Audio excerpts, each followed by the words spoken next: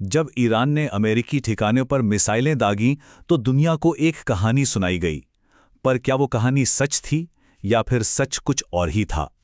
चलिए आज आधिकारिक रिपोर्ट और ज़मीनी हकीकत के बीच के इसी बड़े अंतर को समझते हैं और जानते हैं कि उस दिन असल में हुआ क्या था। नुकसान रिपोर्ट किए जाने से कहीं ज्यादा था। ये शब्द किसी रिपोर्टर के नहीं बल्कि उन सैन्य अधिकारियों के हैं जिन्होंने उस तबाही को अपनी आंखों से देखा था।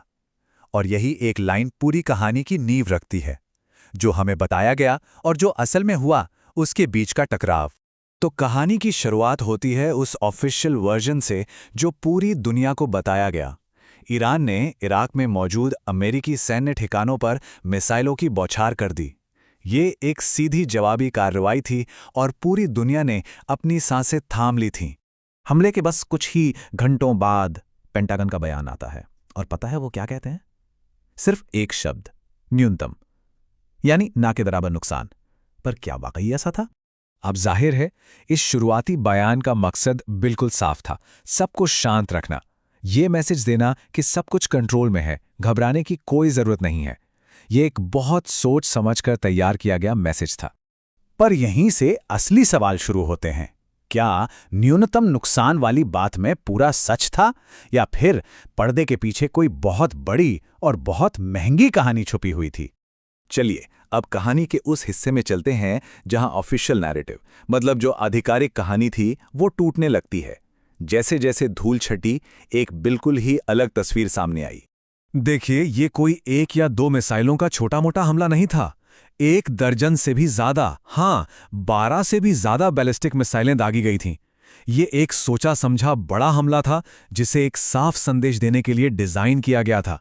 और इन सभी मिसाइलों का एक मेन टारगेट था अल असद एयर बेस।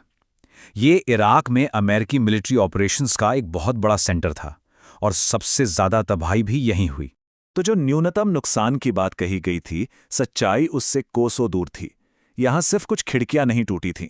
हम बात कर रहे हैं एक पूरे स्पेशल ऑप्स सेक्शन की, बड़े बड़े एयरक्राफ्ट हैंगर्स की, सैनिकों के रहने की जगहों की, दफ्तरों की, यहां तक कि छोटे छोटे ड्रोन विमानों की, जो पूरी तरह तबाह हो गए थे।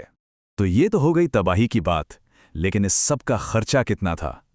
मतलब इस बर्बादी को ठीक करने में कितने पैसे लगने वाले थे?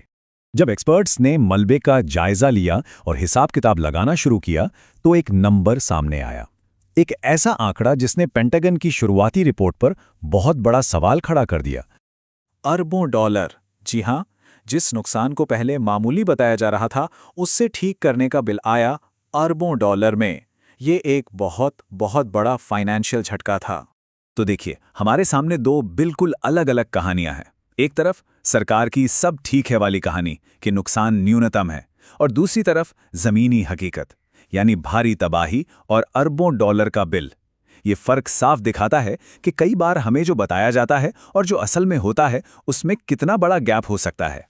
तो ठीक है, बिल्डिंग्स टूट गईं, पैसे का नुकसान हुआ, लेकिन इससे हटकर इस हमले का असल मतलब क्या था? इसके बड़े स्ट्रेटेजिक मायने क्या थे? इस एक घटना ने कई बड़ी बातें साफ कर दी। पहली, इसने दुनिया को दिखाया कि ईरान की मिसाइलें कितनी सटीक और ताकतवर हो सकती हैं। दूसरी, इसने ये भी साबित किया कि दुनिया के सबसे मजबूत समझे जाने वाले मिलिट्री बेस भी असल में कितने वल्नरेबल यानी असुरक्षित हो सकते हैं। और शायद सबसे ज़रूरी बात, इसने हमें फिर याद दिलाया कि जंग के माहौल में ऑफिशियल जानकारी और असलियत में ज़मीन आसमान का फ़र्क हो सकता है। तो आखिर में ये सवाल बचता है, ये हमला आज के मॉडर्न, हाईटेक और बेहद सुरक्षित माने जाने वाले मिलिट्री बेस की असल सुरक्षा के बारे में क्या बताता है? ये एक ऐसा सवाल है जिसका जवाब शायद दुनिया भर के मिलिट्री प्लानर्स आने वाले कई सालों तक ढूंढते रहेंगे।